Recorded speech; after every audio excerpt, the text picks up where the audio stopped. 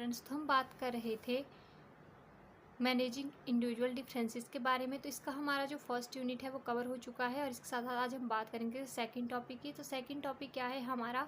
Cause of individual differences, race, sex, heredity, social economic status, culture, rural urban home, language spoken and language of instruction. तो आज हम बात करने जा रहे हैं कि इन जो इंडिविजुअल डिफरेंसेस है उसके कौन कौन से कारण होते हैं।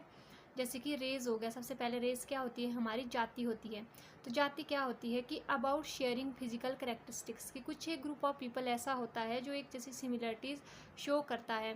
फॉर एग्जांपल उनका फेस कलर वैसा हो सकता है, फॉर एग्जांपल कई फेयर्स हो सकते हैं, कई डार्क कॉम्प्लेक्शन के हो सकते हैं। तो ये क्या हो गया? अलग अलग तरह के क्या है उनकी एक अलग अलग जो है फेशियल एक्सप्रेशन है या जो उनका एक फेस है वो अलग अलग तरह से दिखता है। तो वो क्या हो गया? एक तरह की रेस होगी। Race is a categorize of human based on sharing physical और सोशल क्वालिटी इनटू ग्रुप।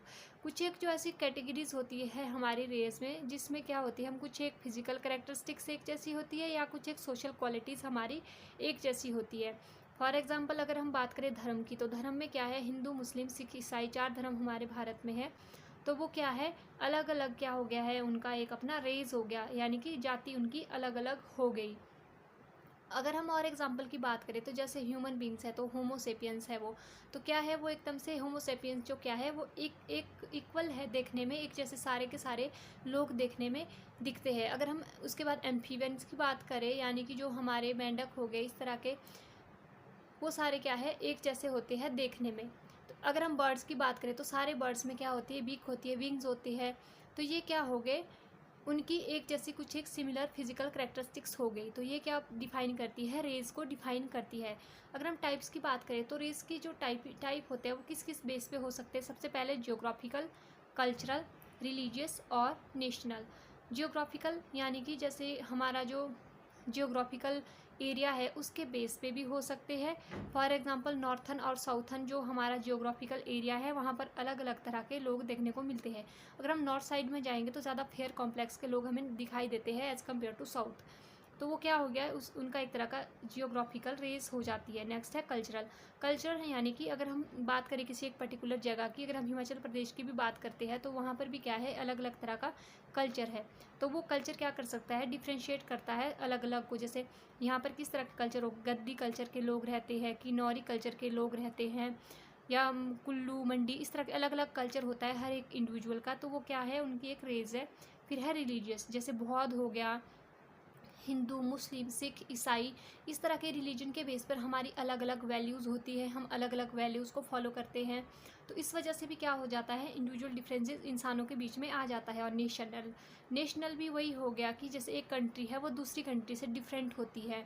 अगर हम बात करें इंडिया की तो इंडिया एक डेवलपिंग कंट्री है। अगर हम बात करें यूएसए की तो वो एक डेवलप्ड कंट्री है। तो वो क्या हो गया? उनके बीच में कुछ एक डिफरेंस आ जाता है उनकी डेवलपिंग स्टेट को लेके। तो ये हो जाती है हमारी रेस। नेक्स्ट अगर हम बात करें तो नेक्स्ट है सेक्स, यानी कि लिंग। इसकी वजह से भी क्या हो जाता है? इंडिविजुअल डिफरेंसेस आ जाता है।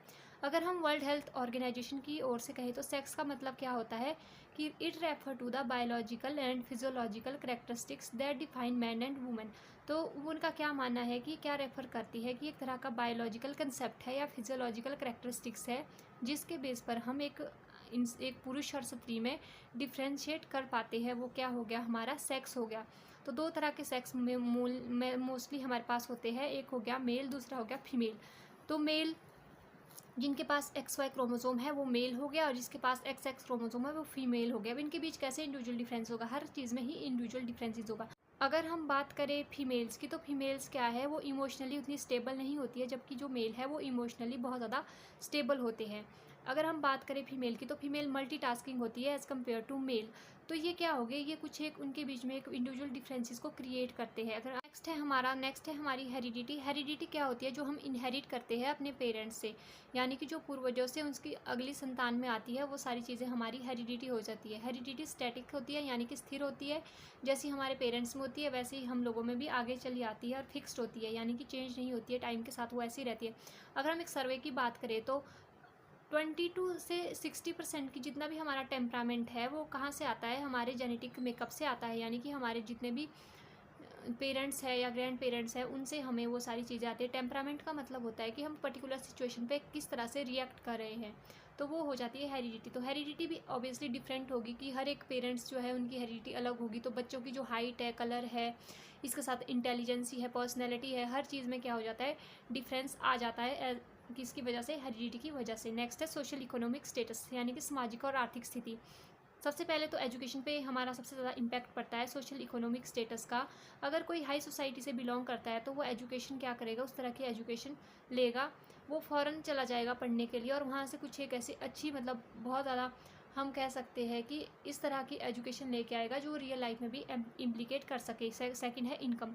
इनकम की वजह से भी क्या हो जाता है, बच्चों के बीच में इंडिविजुअल डिफरेंसेस आ जाता है, या पर्टिकुलर इंसानों के बीच में भी इंडिविजुअल डिफरेंसेस आ जाता है। जॉब का भी वही है, अगर कोई जॉब कर रहा है तो वो क्या कर सकता है, फाइनेंशियली स्टेबल होगा, अच्छे से अपने घर का, मतलब अपनी फैमिली का, बच्चों का, मतलब हर चीज़ में उसका क्या कर सकता है, अच्छे से उनकी रख रखाव कर सकता है, एज़ कम्पेयर टू जो लोअर जिसकी जॉब होगी, इनकम होगी और एजुकेशन होगी।